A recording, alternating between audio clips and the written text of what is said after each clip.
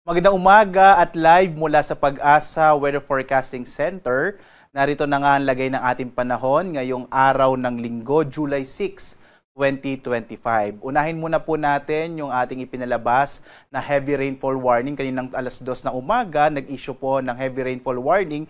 Partikular na dito sa may bahagi, naka-yellow warning po tayo sa Zambales at ilang bahagi nga ng Bataan. Kapag naka-yellow warning, ang ibig sabihin po nito, posible ang mga pagbaha, dulot ng malalakas sa mga pag-ulan, lalong-lalo na sa mga mababang lugar. Samantalang ilang bahagi naman ng Ilocos Region ay naglabas na rin po ng final na heavy rainfall warning. Ibig sabihin, inaasahan na lang natin ang mahina hanggang sa tamang mga pag-ulan dito sa may Ilocos Region. May mga rainfall information na inilabas sa may bahagi ng Mindanao sa mga sandali pong ito. Muli po, ini-invite namin kayo na bumisita sa panahon.gov.ph. Dito po, pag kinilik natin itong area na ito, makikita natin yung latest na mga warnings na ipinalalabas ng ating iba't ibang mga Regional Services Division, gaya nga na ipinalabas kaninang alas 2 ng umaga at magtatagal po hanggang alas 5 ng umaga. So sa mga sandaling ito, nagbibigay na po tayo ng bagong update nga, particular na dito sa mga heavy rainfall warning, thunderstorm information, pati mga flood advisories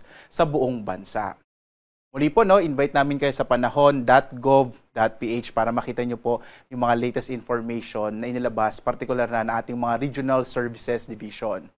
At ngayong araw nga, ito po yung ating latest satellite images, patuloy pong nakaka-apekto itong southwest monsoon o habagat, particular na sa may kanlurang bahagi nga ng Luzon, ng Visayas at maging dito sa may Mindanao. Habang patuloy pa rin yung pagmomonitor natin sa bagyo na may local name po na bisig pero nasa labas na ito ng Philippine Area of Responsibility, ang kanyang international name ay Danas. At ito ay lumakas pa nga at sa ngayon ang kanyang lakas ay sa 110 km per hour malapit sa gitna, pagbugso na sa 135 km per hour at kumikilos pa hilagang silangan patungo nito sa may bahagi nga ng Taiwan.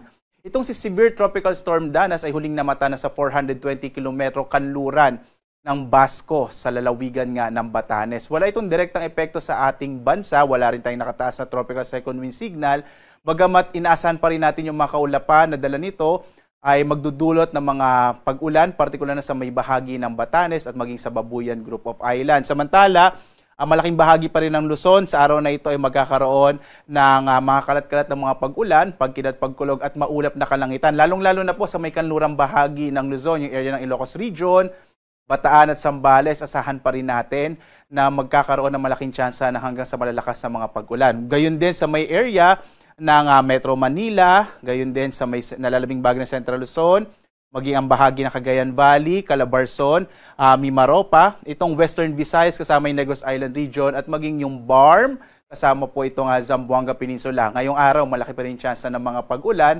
dulot nga yan ng southwest monsoon o habagat. Samantala, nalalabing bahagi naman ng ating bansa, makararanas ng mga isolated o pulupulong pag-ulan, pagkilat, pagkulog, lalo na bandang hapon hanggang sa gabi. Narito nga po yung latest track ng bagyong si bising na may international name na Danas, Severe Tropical Storm Danas. Makikita po ninyo patungo ito sa may bahagi ng Taiwan at hindi pa rin inaalis yung posibilidad na ito ay muling pumasok dito sa loob ng Philippine Area of Responsibility. Posible pong mamayang gabi hanggang bukas ng madaling araw pero mabilis na lamang ito. Makikita rin natin na posible pang lumakas si Severe Tropical Storm Danas at maging isang ganap na typhoon. Ma-reach na po yung typhoon category. Patuloy itong kikilos sa may bahagi ng Taiwan hanggang sa posibleng maglandfall ito sa may mainland China bandang araw naman ng Martes. Muli po, wala tayong nakikitang magiging direktang epekto dahil papalayo na sa ating bansa itong bagyong si may international name na Danas. At patuloy po na southwest monsoon o habagat ang magdadala ng mga pag-ulan, partikular na sa malaking bahagi ng Luzon. So dito nga sa Luzon, at muli po, wala tayong nakataas na tropical cyclone wind signal sa anumang bahagi ng ating bansa. At hindi natin inaasahan na magtataas pa tayo, lalo't papalayo na ang bagyong si may international name na Danas. Dito nga po sa Luzon, inaasahan natin ang malaking tsansa ng mga pag-ulan sa malaking bahagi ng Luzon, lalong-lalo na sa Ilocos Region, kasama rin yung Bataan at Zambales. Magiging maulap din yung kalangitan sa malaking bahagi ng Cordillera, Cagayan Valley, nalalabing bahagi ng Central Luzon. Dito sa Metro Manila, asahan din natin ang maulap na kalangitan sa araw na ito, maging sa Calabarzon at Mimaropa. Sa nalalabing bahagi naman ng Luzon, particular na yung Bicol Region, inaasahan pa rin natin yung mga isolated o pulupulong pag-ulan, pagkidlat, pagkulog. Mas generally fair weather po sa may bahagi naman ng Bicol Region. Agwat nga ng temperatura sa Lawag, 24 to 28 degrees Celsius. Sa Tuguegarao, 24 to 31 degrees Celsius. Sa Baguio, 17 to 21 degrees Celsius. Sa Metro Manila, 25 to 30 degrees Celsius hanggang 28 degrees Celsius naman sa Tagaytay. Habang sa Legazpi, 26 to 32 degrees Celsius. Sa Puerto Princesa, 25 to 32 degrees Celsius.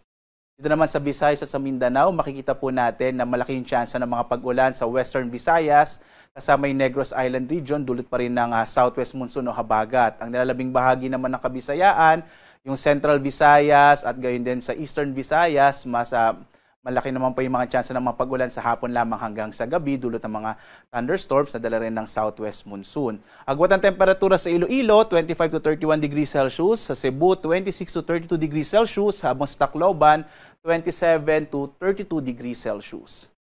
Ang kanlurang bahagi din po ng Mindanao ay makararanas ng maulap na kalangitan na may mga kalat-kalat na mga pag-ulan na dulot ng hanging habagat. Partikular nga itong area ng Zamboanga Peninsula at Barm. Ang nilalabing bahagi naman ng Mindanao makararanas ng mga isolated o pulupulong pag-ulan, pagkidlat, pagkulog. Agwat ang temperatura sa Zamboanga, 25 to 33 degrees Celsius. Sa Cagayan de Oro, 24 to 32 degrees Celsius. Habang sa Davao, 25 to 32 degrees Celsius. Sa lagay naman po ng ating karagatan, may nakataas tayong gale warning particular na dito sa may lalawigan po ng Batanes. Ito ay dulot nga ng trough o extension ng bagyong severe tropical storm Dana. So delikado maglayag yung mga maliit sa sasakyan pandagat at malilit na mga bangka particular na sa baybayin po ng Batanes. Dahil may nakataas tayo ngayong gale warning. Ang ibang bahagi pa ng ating bansa ay magkakaroon ng ang kalagayan po ng karagatan ay mula katamtaman hanggang sa kung minsan ay maalong karagatan, partikular na dito sa may kanlurang bahagi ng Luzon, habang banayad hanggang sa katamtaman naman ang magiging lagay ng karagatan sa iba pang bahagi ng ating bansa. So mag-ingat pa rin po, bagamat itong ang nalalabing bahagi ng ating bansa ay banayad hanggang sa katamtaman, posible pa rin yung biglang maalong karagatan, lalong-lalo na kapag meron po tayong mga thunderstorms. Samantala, ang ating araw ay sisikat mamayang 5:32 na umaga at lulubog ganap na 6:30 ng gabi. At sundan pa rin tayo sa ating iba't ibang mga social media platforms, sa X, sa Facebook, sa ating YouTube at sa ating mga websites pag-asa.doc.gov.ph at panahon.gov.ph para maging updated po tayo sa mga latest na mga impormasyon sa lagay ng ating klima at panahon. At live mula sa Pag-asa Weather Forecasting Center, ako naman si Obet Badrina. Maghanda po tayo lagi para sa ligtas na Pilipinas. Maraming salamat po. Have a blessed Sunday sa inyong lahat.